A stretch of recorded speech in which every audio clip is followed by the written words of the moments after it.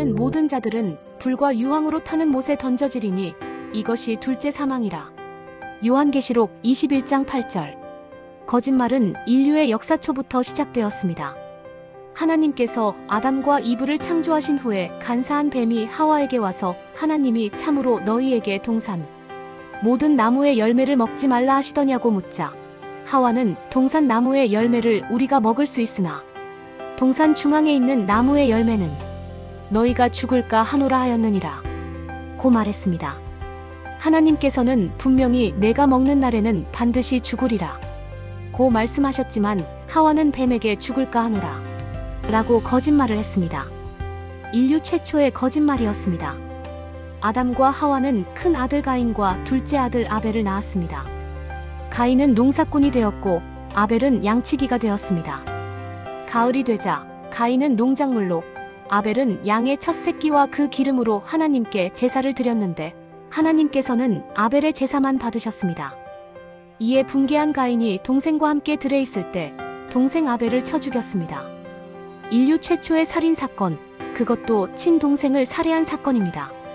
하나님께서 가인에게 내 아우 아벨이 어디 있느냐고 물으시자 가인은 동생을 죽여놓고 내가 내 아우를 지키는 자이니까라며 거짓말을 했지요. 그 어미의 그 아들이었네요.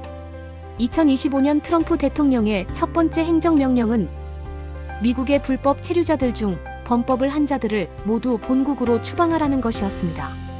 한 걸음 더 나아가 영주권이나 귀화 시민권을 가진 자들 중에 범죄 기록을 제대로 기록하지 않은 자들은 영주권이나 시민권을 박탈하고 본국으로 추방하라는 명령도 내렸습니다. 그 이후 심심치 않게 영주권자나 시민권자 중에 과거 범죄 사실을 제대로 기재하지 않은 자들이 영주권이나 시민권을 박탈당한 후 본국으로 추방되는 사례가 나타나기 시작했습니다. 최근 한국 사람들 중에 한국에 나갔다가 들어올 때 과거 행적을 거짓 기록한 것이 탄로나 영주권이 박탈당한 후 추방된 일도 있었습니다. 그렇게 된 원인은 영주권을 신청할 때 과거에 범죄한 기록이 있느냐? 라는 질문란에 없다고 체크했는데 이번에 체포된 후 그의 기록을 검토한 결과 영주권 신청 전에 음주운전하다 적발되어 벌금을 낸 사실이 들통난 것입니다.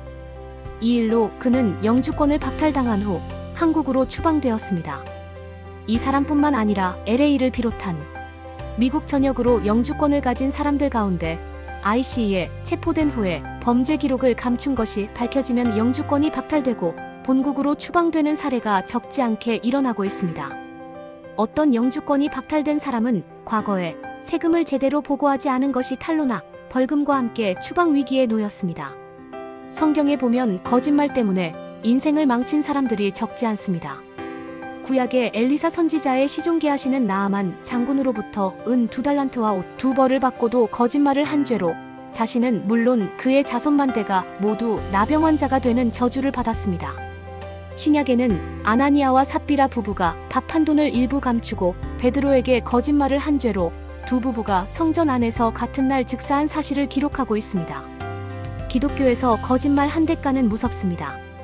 신약 성경 제일 마지막 책인 요한계시록 마지막 부분인 21장에 거짓말하는 모든 자들은 불과 유황으로 타는 못에 던져지리니 이것이 둘째 사망이라 고 적시하였습니다.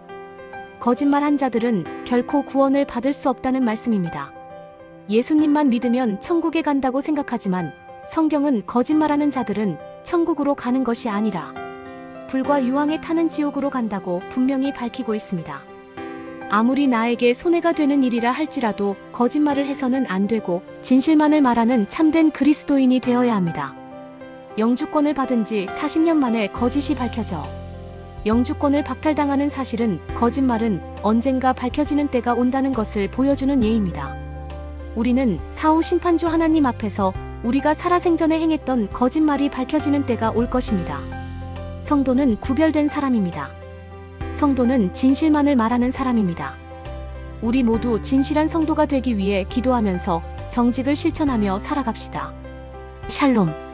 로스앤젤레스에서 김인수 교수.